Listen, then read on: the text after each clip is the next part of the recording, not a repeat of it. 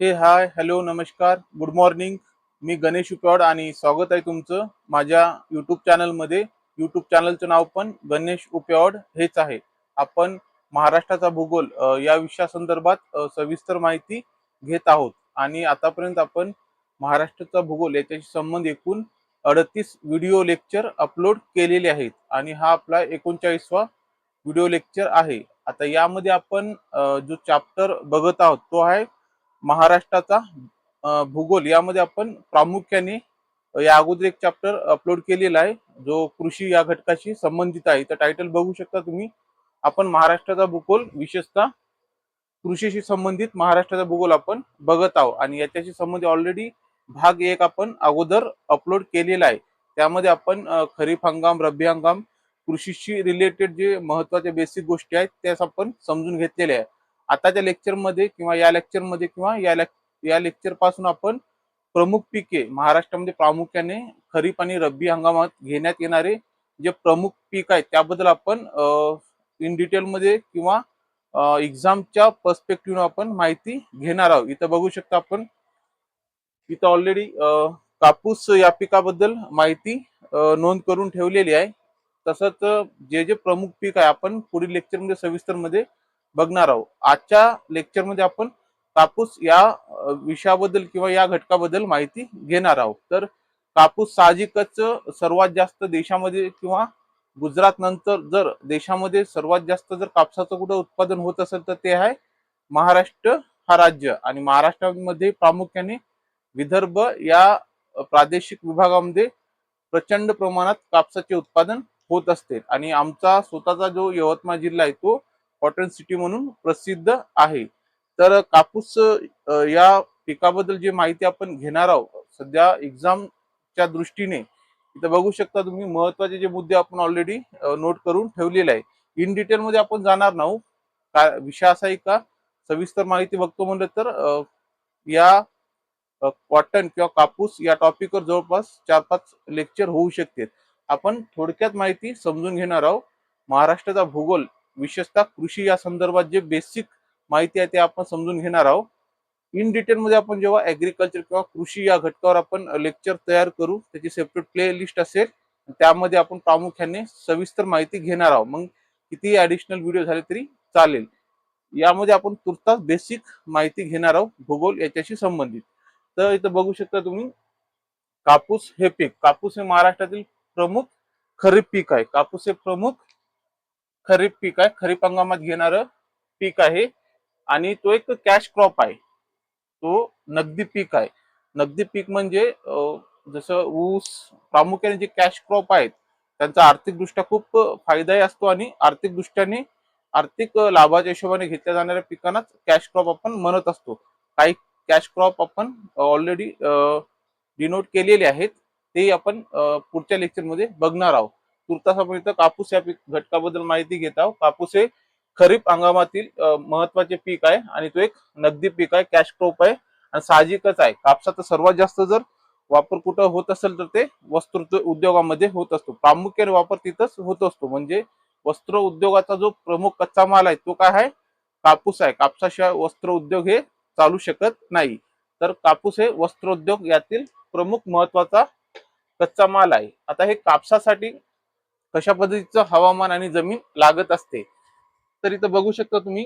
जो हवामान आहे साहजिक आहे महाराष्ट्रामध्ये सर्वात जास्त कापसाचं उत्पादन घेतला जाते.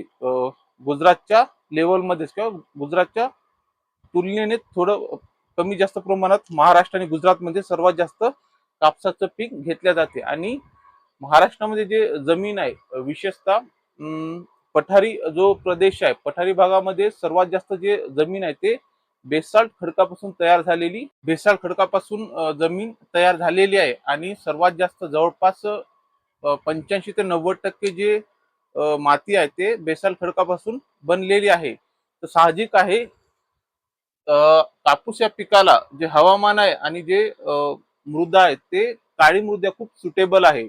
म्हणजे बेसाल्ट खडकापासून सर्वात जास्त जर कोणत्या प्रकारची माती तयार झाली असेल तर ती आहे काळी मृदा. त्यालाच आपण रेंगूर मृदा म्हणत असतो.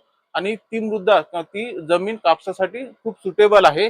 आणि हवामान कशा पद्धतीचं लागतो तर हवामान उष्ण व कोरडे हवामान, उष्ण व कोरडे हवामान कापसाला योग्य आहे किंवा खूप सुटेबल आहे, फेवरेबल आहे. या पद्धतीचं हवामान आणि तापमान 21 डिग्री सेल्सिअस ते 30 डिग्री सेल्सिअस एवढं असणं गरजेचं आहे.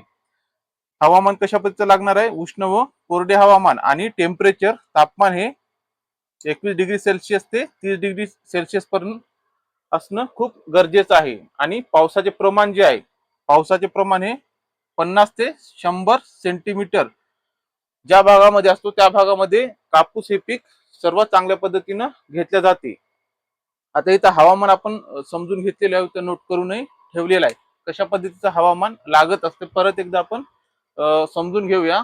हवामान व जमीन कशा पद्धतीचं हवामान कापसाला सुटेबल आहे, फेवरेबल आहे? तर उष्ण व कोरडे हवामान योग्य आहे. उष्ण व कोरडे हवामान प्रामुख्याने महाराष्ट्र ज्या भौगोलिक परिस्थितीमध्ये वसलेला आहे त्या भौगोलिक स्थितीमध्ये उष्ण व कोरडे हेच प्रामुख्याने हवामान आहेत. तसेच तापमान जो आहे तो 21 डिग्री सेल्सिअस ते 30 डिग्री सेल्सिअस पर्यंत लागत असतो. आणि पावसाळ्यामध्ये याच तुलनेमध्ये विदर्भामध्ये प्रामुख्याने या रेंजमध्ये टेम्परेचर मेंटेन असतो. तापमान किती? 21 डिग्री सेल्सिअस ते 30 डिग्री सेल्सिअस पर्यंत. आणि पावसाचे प्रमाण हे 50 ते 100 सेंटीमीटर. पावसाचे प्रमाण 50 ते 100 सेंटीमीटर किंवा 80 ते 120 सेंटीमीटर पर्यंत ज्या भागामध्ये पावसाचे प्रमाण असतो तो खूप फेवरेबल मानला जातो कापूस या पिकासाठी. काळी मृदा 50 ते 100 सेंटीमीटर पाऊस, 21 डिग्री सेल्सिअस ते 30 डिग्री सेल्सिअस तापमान आणि उष्ण व कोरडे हवामान या पद्धतीचं जे वातावरण आहे तो वातावरण ते हवामान कापसासाठी खूप अनुकूल आहे. आणि त्या भागामध्ये सर्वात जास्त कापसाचे उत्पादन घेतल्या जाते. तर साहजिकच आहे विदर्भामध्ये सर्वात जास्त कापसाचं उत्पादन घेण्याचं कारण हेच आहे का या पद्धतीचं हवामान या भागामध्ये प्रामुख्याने आढळते. तसंच जमीन कशा पद्धतीची लागते? कापूस या पिकाला कशा पद्धतीची जमीन लागते? तर मध्यम ते भारी काळी जमीन उत्तम प्रकारची किंवा चांगल्या प्रकारची कापूस या पिकासाठी मानल्या जाते. कशी जमीन? मध्यम ते भारी काळी जमीन. आणि चांगला निचरा आवश्यक आहे. पाण्याचा निचरा ज्या जमिनीमध्ये चांगल्या पद्धतीने होतो, विशेषतः काळ्या जमिनीमध्ये पाण्याचा निचरा खूप चांगल्या पद्धतीनं होत असतो. तर काळी मृदा ही कापूस किंवा कॉटन या पिकासाठी खूप सुटेबल आहे. आणि पीएच आहे तो किती असायला पाहिजे? पीएच रेंज 6 ते 8 या दरम्यान पीएच रेंज असायला पाहिजे. पीएच रेंज 6 ते 8 या दरम्यान असायला पाहिजे. परत एकदा बघूया आपण. जमीन कशी पाहिजे? मध्यम ते भारी जमीन पाहिजे, पाण्याचा जास्त निचरा करणारी जमीन पाहिजे. आणि जो पीएच रेंज आहे, जो मातीचा जो समूह असतो तो 6 ते 8 या दरम्यान पीएच रेंज असायला पाहिजे. तर जमीन आणि त्यातील पीएच रेंज या दरम्यान असायला पाहिजे. तर हे कापसासाठी खूप चांगल्या पद्धतीचं मानल्या जाते. तसंच जे पेरणीची वेळ आहे, साहजिकच आहे हा कापूस हे पीक खरीप हंगामातील आहे. खरीप सीझन मधला तो पीक आहे. तर कोणता असू शकतो? पावसाळ्यात येणारा पीक आहे तो. तर पेरणीचा जो योग्य वेळ आहे तो जून महिन्यातील पहिला किंवा दुसरा आठवडा. आता यामध्ये विषय असा आहे का ज्यांच्याकडे ऑलरेडी पाण्याची जर सुविधा असेल, योग्य प्रमाणात चांगल्या पद्धतीने जर पाण्याची सुविधा असेल, बागायती शेती केल्या जात असेल, तर त्या भागामध्ये किंवा त्या एरियामध्ये मेच्या एंडिंगलाही, मेच्या शेवटच्या आठवड्यात पेरणी केल्या जाऊ शकते. तसंच ज्यांच्याकडे पाण्याची काही सुविधा नाही, पावसाच्या पाण्यावरच डिपेंड आहे, तर त्यांच्यासाठी जो कालावधी आहे तो जून या महिन्याचा सेकंड आठवडा हे सुटेबल राहू शकतो. तर या पद्धतीचं त्याचं ड्युरेशन आहे. तर या ड्युरेशन मध्ये पाण्याच्या उपलब्धतेनुसार पेरणीचा कालावधी कमी जास्त होऊ शकतो. परंतु एक नॉमिनल अवरेज पिरियड जो आहे तो आहे जून महिन्यातील पहिले जे 2 आठवडे आहे किंवा जून महिन्यातील पहिला आठवडा एक अवरेज ड्युरेशन असू शकतो. शेवटी तो पाण्यावर डिपेंड करतो, त्यामुळे 7-8 दिवस मागे पुढे होऊ शकते पाण्याच्या उपलब्धतेनुसार. त्यानंतर आहे बियाणे प्रमाण. आता कापसाचं उत्पादन घेण्यासाठी एकरी बियाणं किती असायला पाहिजे? तर इथं बघू शकता तुम्ही. आता ते पण व्हेरायटी नुसार डिपेंड करते बा क्वांटिटी किती असायला पाहिजे. जर संकरित असल्यास 1.5 ते 2 किलो पर एकर सफिशियंट आहे. संकरित बियाणे जर असेल तर 1.5 ते 2 किलो पर एकर. आणि जर देशी वाण असेल तर 4 ते 5 किलो पर एकर या प्रमाणात बियाणे असू शकतात किंवा बियाण्याचं प्रमाण या पद्धतीनं असू शकतो. संकरितसाठी आहे 1.5 ते 2 kg पर एकर, 1.5 ते 2 किलो प्रति एकर, आणि देशी वाण असल्यास 4 ते 5 किलो प्रति एकर या प्रमाणात बियाण्याचं प्रमाण आहे. तसेच बियाण्याचं प्रमाण आपण बघितलो. आता बीज प्रक्रिया कशा पद्धतीनं करायला पाहिजे किंवा बीज प्रक्रिया का महत्वाची आहे. आता बीज प्रक्रिया पण आपण केमिकलच्या साह्याने करू शकतो आणि जैविक प्रक्रियेनुसारही करू शकतो. प्रामुख्याने बीज प्रक्रिया करणे का आवश्यक आहे, त्याचं कारण असं आहे का, बीज जर आपण बीज प्रक्रिया न करता जर पेरणी केली तर बीज सडण्याचं आणि बुरशीचा प्रादुर्भाव होण्याचं, तसंच बीज नासण्याचं आणि उगवण क्षमता कमी होण्याचं प्रमाण वाढू शकते. तर या गोष्टी टाळण्यासाठी आणि त्या बियावर उगवायच्या अगोदरच कोणत्याही पद्धतीचा बुरशीचा, जीवाणू, विषाणूचा प्रादुर्भाव होऊ नये यासाठी बीज प्रक्रिया करणे खूप गरजेचे आहे. आता बीज प्रक्रिया जर करायची असेल तर त्यासाठी 2 ऑप्शन आहे. एक केमिकल पद्धतीने करू शकतो आणि आपण एक नैसर्गिक पद्धतीने करू शकतो. तर बीज प्रक्रियेसाठी आपण कोणकोणत्या घटकाचा वापर करू शकतो, इथं बघू शकता तुम्ही. जे बुरशीनाशक आहे, इथं 2 प्रकारचे बुरशीनाशक आपण नोट केलेले आहे. कापूस या बियाण्यासाठी कार्बनडाझिम आणि थायरम. कार्बनडाझिम आणि थायरम 3 ते 4 ग्राम प्रति किलो. 3 ते 4 ग्राम प्रति किलो म्हणजे 1 किलो जर बियाणं असेल तर कार्बनडाझिम किंवा थायरम 2 पैकी 1 3 ते 4 ग्राम प्रति किलो या पद्धतीनं बुरशीनाशक प्रक्रिया आपण करू शकतो. तसंच जैविक प्रक्रिया आहे त्यानुसार ॲझोटोबॅक्टर किंवा पीएसबी कल्चर. आता हे पीएसबी कल्चर आहे किंवा हे बॅक्टेरिया आहेत. पीएसबी कल्चर असो किंवा ॲझोटोबॅक्टर असो, तो काय आहे, बॅक्टेरिया आहेत. ते पीएसबीचा लॉंग फॉर्म होते फॉस्फेट सोल्युबिलायझिंग बॅक्टेरिया. फॉस्फेट सोल्युबिलायझिंग बॅक्टेरिया एक प्रकारे जैविक बीज प्रक्रिया आहे आणि ते पण खूप फायदेशीर आहे, खूप उपयुक्त आहे. तर 2 पद्धतीने आपण बीज प्रक्रिया करू शकतो आणि बीज प्रक्रिया करणे खूप आवश्यक आहे. आणि कापूस या पिकासाठी बीज प्रक्रिया आपण इथे नोट करून ठेवलेला आहे. बुरशीनाशक जे आहे ते कार्बनडाझिम किंवा थायरम 3 ते 4 ग्राम प्रति किलो. तसंच जैविक प्रक्रियेमध्ये ॲझोटोबॅक्टर आणि पीएसबी कल्चर. त्यानंतर आहे कीड व्यवस्थापन. कापूस या पिकाचं सर्वात जास्त जे खर्च होण्याचं कारण आहे ते आहे अतिप्रमाणात लागणारा खत आणि कीड व्यवस्थापन. तर यावर सर्वात जास्त खर्च होत असतो, त्यामुळे त्याची जे कॉस्ट आहे वाढत असते. कापूस हा पीक घेण्यासाठी त्याची जे क्वांटिटी आहे, खर्च या स्वरूपामध्ये कापूस हा पीक घेण्यासाठी जो खर्च वाढत असतो तो सर्वात जास्त तो खतावर आणि कीड व्यवस्थापन यावर खर्च केला जाते, त्यामुळे त्याची कॉस्ट वाढत असते. तर यामध्ये जे कीड व्यवस्थापन आहे ते खूप महत्वाचं आहे आणि त्यातल्या त्यात रासायनिक या गोष्टीवर आधारित राहण्यापेक्षा आपण दमादमानं कशा पद्धतीनं जैविक शेतीकडे जाऊ शकतो, सेंद्रिय शेतीकडे जाऊ शकतो, हाही पर्याय निवडणे गरजेचे आहे. आणि सध्या त्यावर भरपूर जास्त प्रमाणात काम पण होत आहे. याचं कारण असं आहे का, दिवसेंदिवस मातीची जी सुपीकता आहे ती अति रासायनिक खताच्या अति वापरामुळे मातीची किंवा जमिनीची जी सुपीकता आहे ती जास्त प्रमाणात नष्ट झालेली आहे. जमिनीमध्ये जो कार्बन कंटेंट असतो तो फार कमी राहिलेला आहे, अत्यंत कमी प्रमाणात राहिलेला आहे. आणि त्याचं जर सुपीकता वाढवायची असेल, जमिनीतील कार्बन कंटेंट जर वाढवायचं असेल तर त्यासाठी सेंद्रिय शेती प्रामुख्याने खूप महत्वाची भूमिका बजावत असते. आणि सध्या तुर्तास 20 ते 30% प्रमाणात सेंद्रिय शेतीकडे किंवा रासायनिक सोबत सेंद्रिय शेतीचा प्रादुर्भाव ठेवणे खूप गरजेचं आहे, किंवा त्याचं कोऑर्डिनेशन ठेवणे, कॉम्बिनेशन करून कशा पद्धतीनं खर्च कमी करता येईल आणि सेंद्रिय प्रमाण वाढवता येईल यासाठी प्रयत्न करणेही गरजेचं आहे. त्यामुळे फायदा असा होतो की सेंद्रिय शेतीमुळे येणारा जो खर्च आहे तो कमी होतो. सुरुवातीला उत्पन्न जरी कमी आलं तरी कमी खर्च झाल्यामुळे ते गॅप भरून निघण्यास मदत होऊ शकते आणि ती काळाची गरज पण आहे.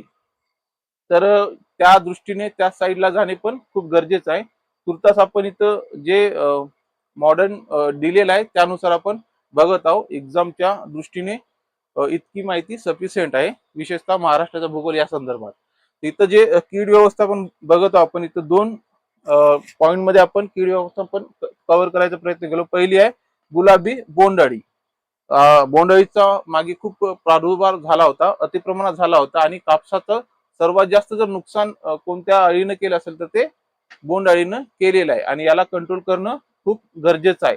आता याला जर कंट्रोल करायचं असेल तर फेरोमेन ट्रॅप आहेत आणि वेळोवेळी योग्य प्रमाणात फवारणी करणे आवश्यक आहे. फवारणीमध्ये जर गॅप आला तर त्याचा प्रादुर्भाव वाढत असतो. तसेच बोंड जे आहे, बोंडअळीचं जे काम आहे, बोंडअळी काय करते तर बोंडअळी हे बोंडच्या मध्ये जाऊन जे बीज आहे ते खाऊन जाते किंवा बोंड आहे ते खाऊन टाकते. त्यामुळे काय होते, ते बोंड आतून खराब होऊन जाते किंवा सडते. त्यामुळे जे उत्पन्न आहे डायरेक्टली प्रभावित होते. तर त्यामुळे बोंडअळीला नियंत्रित करणे खूप गरजेचं आहे.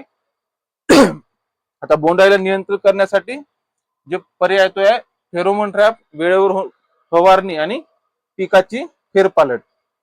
गुलाबी बोंडअळी नियंत्रित करण्यासाठी फेरोमोन ट्रॅप, वेळेवर फवारणी व पीक फेरपालट असे पर्याय आहेत आणि त्यानुसार करणे पण गरजेचं आहे. त्यानंतर आहे कापूस या पिकावर येणारे जे प्रमुख कीड आहे ते आहे मावा, तुडतुडे, पांढरी माशी. आता इथं आपण बघू शकतो जे पानगुंडाणार जो रोग आहे तो कशामुळे होतो, पांढरी माशीच्या संसर्गामुळेच किंवा पांढरी माशीमुळे तो रोग होत असतो. कारण हे पांढरी माशी वाहकाचं काम करत असते. जे पान गुंडाळणारे जे जीवाणू आहे किंवा ते रोग आहे, त्या रोगाचा जास्त प्रमाणात जे प्रसार आहे तो पांढरी माशीमुळे होत असतो. म्हणून पांढरी माशीला कंट्रोल करणे खूप गरजेचं आहे. गुलाबी बोंडअळीच्या नंतर जे प्रमुख कीड आहेत ते आहे मावा, तुडतुडे आणि पांढरी माशी. आता हे तीनही जे कीड आहेत ते आहे रस शोषून घेणारे कीड आहे, म्हणजे सकिंग पेस्ट आहेत. रस शोषून घेणारे जे कीड असल्यामुळे ते झाडातील किंवा पानातील रस शोषून घेतात आणि त्यामुळे वेगवेगळे प्रकारचे जे रोग आहे यांच्या प्रादुर्भावामुळे वेगवेगळ्या प्रकारचे रोग कापूस या पिकाला उत्पादित होत असतात. तर मावा, तुडतुडे आणि पांढरी माशी यांना कंट्रोल करण्यासाठी काय पर्याय आहेत, तर यांच्यासाठी कंट्रोल करण्यासाठी नीमार्क आणि इमिडा क्लोप्रिड याची फवारणी. मावा, तुडतुडे, पांढरी माशी याला कंट्रोल करण्यासाठी नीमार्क आणि इमिडा क्लोप्रिड याची फवारणी हे पर्याय आहेत. हे झालं कीड व्यवस्थापन या संदर्भात. तसेच कापूस या पिकावर येणारे जे प्रमुख रोग आहेत तर रोग आणि त्याचं व्यवस्थापन काय आहे याबद्दल आपण आता माहिती बघूया. इथं बघा तुम्ही ऑलरेडी आपण कंटेंट नोट करूनच ठेवलेला आहे. आता आपण बघत आहोत रोग व्यवस्थापन. कापसावर येणारे कीड इथपर्यंत आपण माहिती घेतलेली आहे. आता कापूस या पिकावर येणारे रोग आणि त्याचं व्यवस्थापन. तर रोग कोणकोणते आहे, तर पहिला रोग आहे करपा रोग. पहिला कोणता रोग आहे, करपा रोग आहे. करपा रोग यामुळे पानावर डाग पडतात. करपा रोग यामुळे पानावर डाग पडतात. कापूस या पिकावर येणारा जो रोग आहे पहिला रोग आहे करपा रोग. करपा रोग यामुळे पानावर डाग पडतात आणि त्याला कंट्रोल करण्यासाठी ऑक्सीक्लोराइड याची फवारणी आवश्यक आहे किंवा करपा रोग आल्यावर ऑक्सीक्लोराइड याची फवारणी करणे गरजेचे आहे. त्यानंतर आहे मूळकूज. आता नावामध्येच त्याचा अर्थ लपलेला आहे. मूळकूज म्हणजे यामुळे काय होते, रोपाचं मूळ कुजून जाते आणि त्यामुळे रोप त्याची वाढ होत नाही, पुरेसा अन्नद्रव्य मिळत नाही आणि झाड मरून जातो किंवा रोप मरून जाते. कशामुळे, मूळकूज.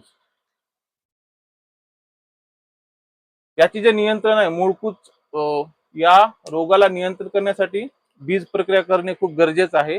त्यानंतर योग्य पाण्याचा निचरा झाला पाहिजे. एकाच ठिकाणी मुळाजवळ पाणी सातत्याने साचू नये, साचता कामा नये. जर साचत असेल तर ते काढून टाकणे आणि जर कंटिन्यू मुळाच्या ठिकाणी किंवा मुळाच्या खाली जर पाण्याचा संचय असेल तर मूळ रोग किंवा मूळकूज हे होऊ शकते. त्यामुळे योग्य पाण्याचा निचरा आणि कॉपरयुक्त औषधे. नियंत्रण काय आहे मूळकूज यावर, बीज प्रक्रिया, योग्य प्रमाणात बीज प्रक्रिया करणे, योग्य पाण्याचा निचरा आणि कॉपरयुक्त औषधे हे त्यावर नियंत्रण आहे. त्यानंतर आहे मर रोग. त्यानंतर आहे मर रोग. आता मर रोग या रोगामुळे कापूस या पिकावर काय प्रादुर्भाव होऊ शकतो.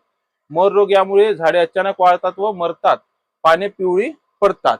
मर या रोगामुळे झाडे अचानक वाळतात व मरतात आणि पाने पिवळी पडतात. म्हणजे मर हा रोग आल्यानंतर झाड वाळायला सुरुवात होते, त्याचे पाने पिवळे पडतात, त्यानंतर झाड मरून जाते. आणि याला मर रोग हे नियंत्रण करण्यासाठी बीज प्रक्रिया खूप महत्वाची आहे. त्यानंतर कार्बन डाझिम याची फवारणी, बीज प्रक्रिया आणि कार्बन डाझिम याची फवारणी. त्यानंतर आहे पान गुंडाळी रोग. त्यानंतर आहे पानगुंडाळी रोग. आता हे पानगुंडाळी रोग काय आहे? पानगुंडाळी रोग, पानगुंडाळी जे रोग जे आहे, पानगुंडाळी रोग, पान वरच्या बाजूला गुंडाळतात, झाडाची वाढ थांबते.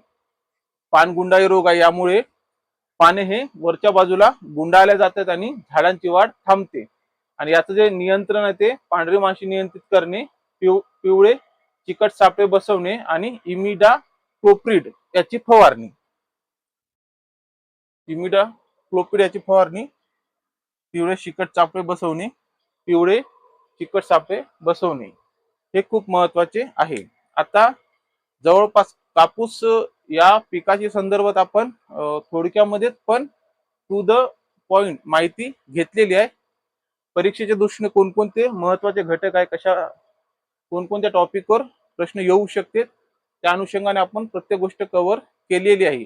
हे झालं कापूस या पिकासंदर्भात माहिती आपण बघितलेली आहे. यानंतर आपण आणखीन खरीप पीक जे आहे, खरीप पीक याच्याशी संबंधित दुसऱ्या पिकावर आपण लेक्चर घेऊन येऊया. आता या अगोदर आपण कृषी या घटकाशी पार्ट 1 आपण अपलोड केलेला आहे. आजचा लेक्चर आहे तो पार्ट 2 आहे आणि कृषी या घटकाशी संबंधित जवळपास आणखीन 10-12 लेक्चर होऊ शकते पिकानुसार. तर तो लेक्चरची लेंथ जरी वाढली तरी एका लेक्चरमध्ये जास्त क्रॉप किंवा जास्त पीक कव्हर करण्याचा प्रयत्न करूया, जेणेकरून जास्त व्हिडिओ अपलोड होणार नाही. कमी व्हिडिओमध्ये जास्त कंटेंट प्रोव्हाइड कसं करता येईल त्या पद्धतीने प्रयत्न करू. तुर्तास आजच्या लेक्चरमध्ये आपण कापूस या पिकाबद्दल महत्वाची माहिती घेतलेली आहे. परत नंतरच्या लेक्चरमध्ये आणखीन एक खरीप हंगामातील जे पीक आहे त्याबद्दल माहिती घेऊन येऊया. अपेक्षा तुमच्या लक्षात येत असेल. परत भेटूया बड्या लेक्चरमध्ये.